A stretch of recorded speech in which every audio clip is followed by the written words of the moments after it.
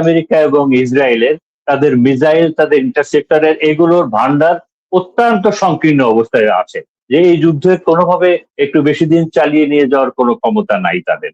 তো আমি যেটা দেখতে পাচ্ছি যে আপনি জাস্ট 3-4 দিন ওয়েট করেন, তার ভিতরেই দেখবেন যে নতুন করে আবার একটা নেগোসিয়েশন ডাক দিয়েছে ট্রাম্প। এবং আমি যেটা বিভিন্ন মিডিল ইস্ট মিডিয়ার থেকে যে বিষয়টা জানতে পেরেছি, আমি এই কথাটা বলে শেষ করবো, যেটা হলো যে ইরানের এই মুহূর্তে যারা ডিসিশন মেকিং বডিতে আছেন, যারা ক্ষমতায় আছেন, ইরানের সর্বোচ্চ নেতা এবং আইআরজিসি এবং তার সাথে যারা ডিসিশন মেকিং যারা আছেন, ইরানের ইতিহাসে সব থেকে হার্ড লাইনাররা এখন ইরানের ক্ষমতায় আছেন, ইরানের ইতিহাসে।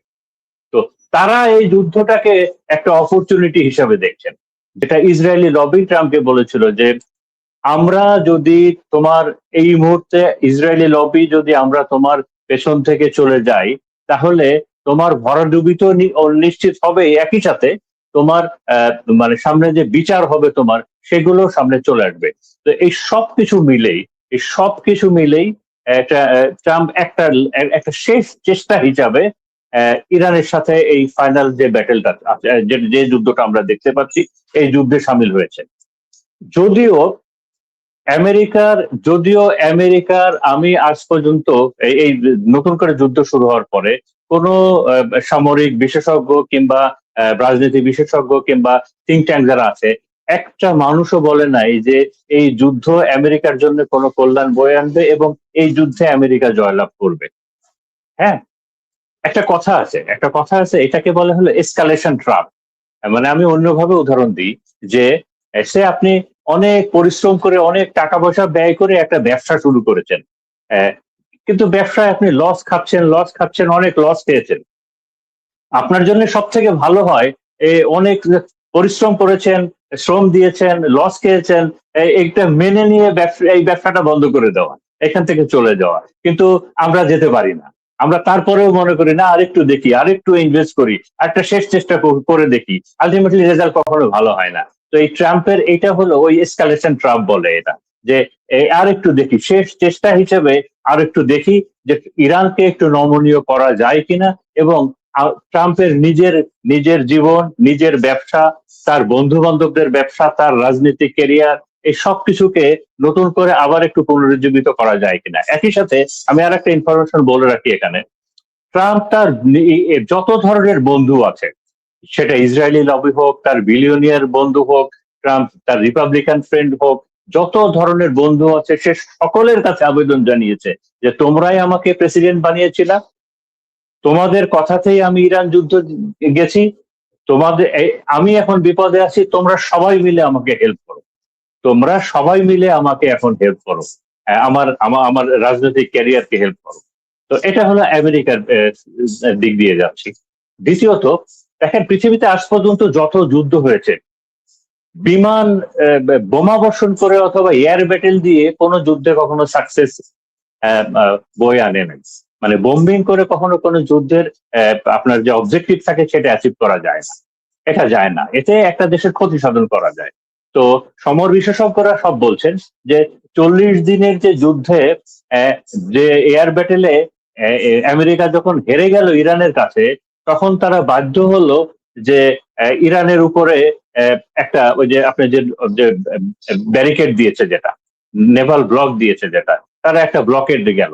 ওই এয়ার ব্যাটেল ফেল করেছে বলেই তারা নেভাল ব্লকে গেছে, ব্লক কাজ করেনি বলেই ট্রাম্প নেগোসিয়েশনের টেবিলে বসেছেন।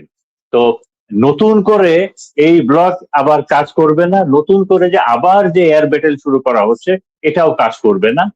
এবং একই সাথে আপনারা হয়তো দেখেছেন যে যুদ্ধের যে দুটা প্রকৃতি আছে, যে আমেরিকা কিন্তু ইরানের সব বেসামরিক ইনফ্রাস্ট্রাকচার গুলোতে আঘাত করছে, এবং গত পরশুদিন তারা একটা ক্যান্সার হসপিটালেও বোম্বিং করেছে, সেখানেও অনেক হতাহত হয়েছে। আমেরিকা ইরানের এখন মেনলি বেসামরিক ইনফ্রাস্ট্রাকচার গুলোতে আঘাত করছে, তাদের ব্রিজ, তাদের পাওয়ার সেক্টর, তাদের ডিস্যালানাইজেশন প্লান্ট যেগুলো আছে। ইরানের অনেকগুলো শহরে এখন পানির হাহাকার দেখা দিচ্ছে, বেশ কিছু শহরে বিদ্যুতের সমস্যাগুলো তো আছেই। কারণ হলো মিলিটারি টার্গেট গুলো ইরানে তারা এখন পাচ্ছে না, তাদের মিলিটারি টার্গেট যেগুলো ছিল অনেকগুলো তারা প্রথম দিকে ধ্বংস করে দিয়েছিল, আর দ্বিতীয়ত এগুলো তো সব মাটির নিচে আছে, প্রোটেক্টেড অবস্থায় আছে। এবং কোস্টাল এরিয়াতে ইরানের যে রাডার সিস্টেম আছে কিংবা তাদের সম্ভাব্য যে ঘাঁটি, এখানে তারা কিছু বোম্বিং করেছে। তো মেনলি আমেরিকার যে অ্যাটাক গুলা ইরানে করছে, এর স্ট্রাইকটা করছে মেনলি বেসামরিক ইনফ্রাস্ট্রাকচারে করছে। আর এবার আমি যদি ইরানের কথা বলি, ইরানের বিষয়টা তো এটা এক্সিস্টেন্সিয়াল, তাদের তো জীবন বাঁচানো, অস্তিত্ব বাঁচানো। এবং এ কারণেই প্রথমত এই যে যুদ্ধ যে একটা গ্যাপ গেল, এই 45 দিনের যে একটা গ্যাপ গেল, এই গ্যাপে কিন্তু ইরান তার যতটুকু মানে আপনার এই যে গোলা বারুদ এবং অস্ত্র এবং অন্যান্য যেগুলো খরচ হয়েছিল, ধ্বংস হয়েছিল, মোটামুটি 100% রিকভারি করে ফেলেছিল ইরান। এবং ইরান, সব থেকে বড় কথা, ইরান আমেরিকা যে আবার এই যুদ্ধে ফেরত আসবে, এই ইরান সম্পূর্ণভাবে প্রস্তুত ছিল। এবং আপনি খেয়াল করে দেখবেন যে ইরান এই যে সেকেন্ড ফেজে যে যুদ্ধটা হয়েছে, এখানে অনেক ভয়াবহ আকারে রিটালিয়েশন করেছে, যেটা আগে করে নাই। খুব ভয়াবহ আকারে।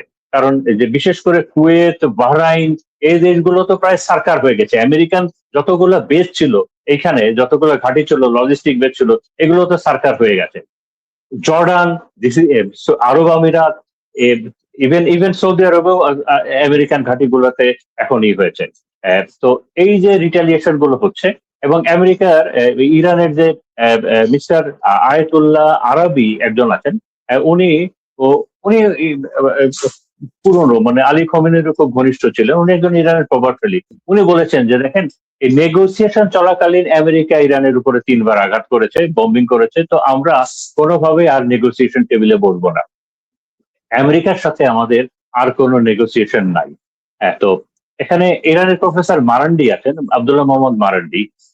উনি যেটা বলেছেন যে উনি একটা ধারণা করছেন যে আমেরিকা চেষ্টা করবে আরব দেশগুলোকে সাথে নিয়ে, তারা চেষ্টা করেছিল।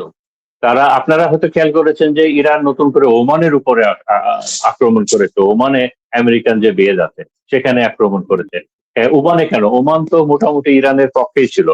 এই আমেরিকা ওমানের উপরে অত্যন্ত চাপ প্রয়োগ করে যাচ্ছিল, যাতে করে এই হরমুজটাই তো আমেরিকার মেন মাথা ব্যথা।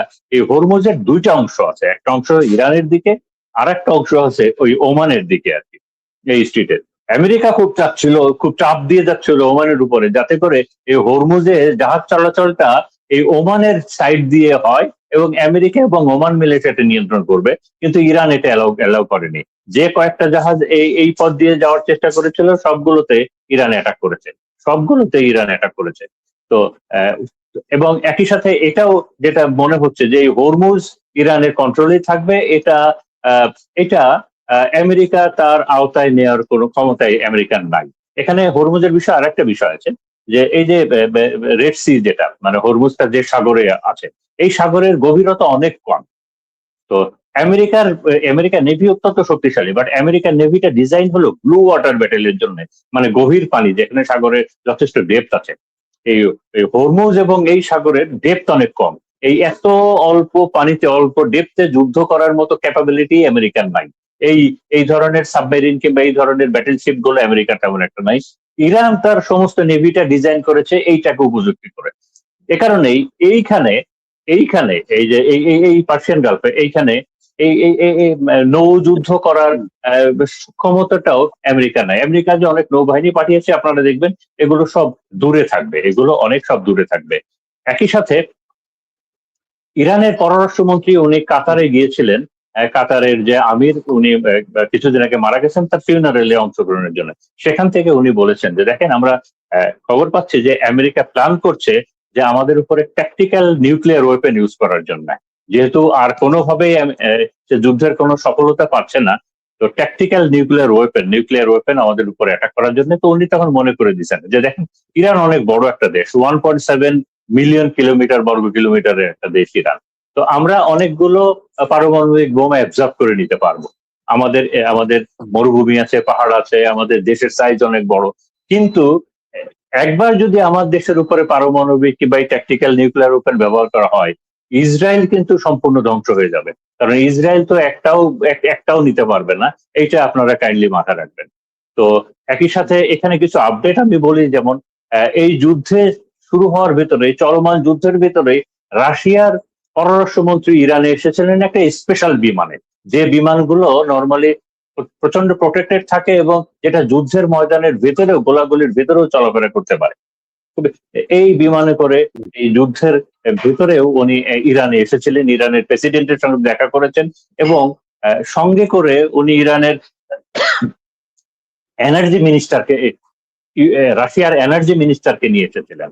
তো তারা ইরানকে বলে গেছে যে এনার্জি নিয়ে তুমি চিন্তা করো না, ইরানের যতটুকু এনার্জি প্রয়োজন এটা রাশিয়া থেকে আসবে, এটা আজারবাইজান দিয়ে এই বর্ডার দিয়ে আসবে, আর যুদ্ধের যত ধরনের সাপোর্ট লাগবে এটা আমরা দিব। একই সাথে আমরা জানি যে এই মুহূর্তে রাশিয়ান এবং চায়নার যে স্যাটেলাইট ইরানের ফ্রি অ্যাক্সেস দেওয়া আছে, যে ইরান তাদের স্যাটেলাইট সম্পূর্ণভাবে নিজেরা ইউজ করে ওইভাবে আপনার এই যুদ্ধ পরিচালনা করছে এবং ট্যাকটিক্যাল সকল প্রকার সহায়তা চায়না এবং রাশিয়া দিয়ে যাচ্ছে।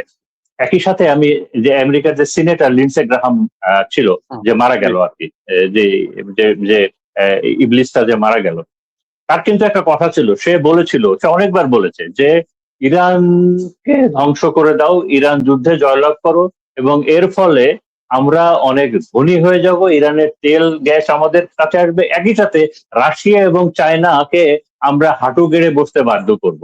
তো তার মানেটা হলো যে রাশিয়া এবং চায়না তারাও জানে যে ইরান যুদ্ধ পরাজয়টা মানে তাদের জন্য কত বড় একটা বিপর্যয়। একই সাথে আমি যেটা বলে শেষ করব যে ইরান, সে একটা ক্লিয়ার মেসেজ তিনটা দেশকে দিয়েছে, মানে তিনটা ক্যাটাগরির দেশকে দিয়েছে। প্রথমত, সে এন্টায়ার মিডিল ইস্টকে যে মেসেজটা দিয়েছে ইরান, সেটা হলো যে আগের দিন শেষ। তো এই মিডিল ইস্ট নতুন ভাবে শুরু হবে এবং এই মিডিল ইস্ট কান্ট্রি তোমরা আমেরিকার নিরাপত্তার উপরে আর ওইভাবে ডিপেন্ড করতে পারবা না। তো তোমরা একটা রিথিঙ্ক করো, তোমরা তোমাদের সার্ভাইভালের জন্য, বেঁচে থাকার জন্য আমেরিকার আইদার ভুলে যাও, অথবা পাশাপাশি ইরান এবং রাশিয়া চায়নাকেও তোমরা গোনায় রাখো, তোমরা এগুলোকেও তোমরা কনসিডার করো। এটা হলো মিডিল ইস্টের ক্ষেত্রে। ইরান রাশিয়া চায়নাকেও খুব বোল্ডলি বলে দিয়েছে। হ্যাঁ, আমি আর 1 মিনিট শেষ করে দিব। ইরান রাশিয়া এবং চায়নাকেও বোল্ডলি বলে দিয়েছে যে ইরান যদি এই যুদ্ধে হেরে যায়, এই যুদ্ধে ইরান যুদ্ধে সব থেকে বেশি, সারা বিশ্বের ভিতরে সব থেকে বেশি লাভবান হয়েছে হলো রাশিয়া, সেকেন্ড হলো চায়না এই ইরান যুদ্ধের ফলে। তো ইরান ক্লিয়ারলি বলে দিয়েছে যে এই যুদ্ধে যদি ইরান হেরে যায় তবে রাশিয়া এবং চায়নার জন্য একটা বিপর্যয় নেমে আসবে, এটার জন্য তারা মনে রাখে।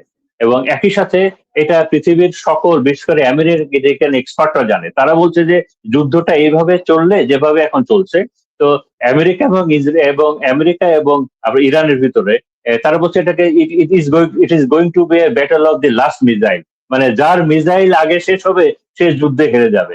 তো এই হিসাবে বলছে যে এই মুহূর্তে আমেরিকা এবং ইসরায়েলের তাদের মিসাইল, তাদের ইন্টারসেপ্টরের এগুলোর ভান্ডার অত্যন্ত সংকীর্ণ অবস্থায় আছে, যে এই যুদ্ধে কোনোভাবে একটু বেশি দিন চালিয়ে নিয়ে যাওয়ার কোনো ক্ষমতা নাই তাদের। তো আমি যেটা দেখতে পাচ্ছি যে আপনি জাস্ট 3-4 দিন ওয়েট করেন, তার ভিতরেই দেখবেন যে নতুন করে আবার একটা নেগোসিয়েশন ডাক দিয়েছে ট্রাম্প। এবং আমি যেটা বিভিন্ন মিডিল ইস্ট মিডিয়ার থেকে যে বিষয়টা জানতে পেরেছি, আমি এই কথাটা বলে শেষ করবো, যেটা হলো যে ইরানের এই মুহূর্তে যারা ডিসিশন মেকিং বডিতে আছেন, যারা ক্ষমতায় আছেন, ইরানের সর্বোচ্চ নেতা এবং আইআরজিসি এবং তার সাথে যারা ডিসিশন মেকিং যারা আছেন, ইরানের ইতিহাসে সব থেকে হার্ড লাইনাররা এখন ইরানের ক্ষমতায় আছেন, ইরানের ইতিহাসে।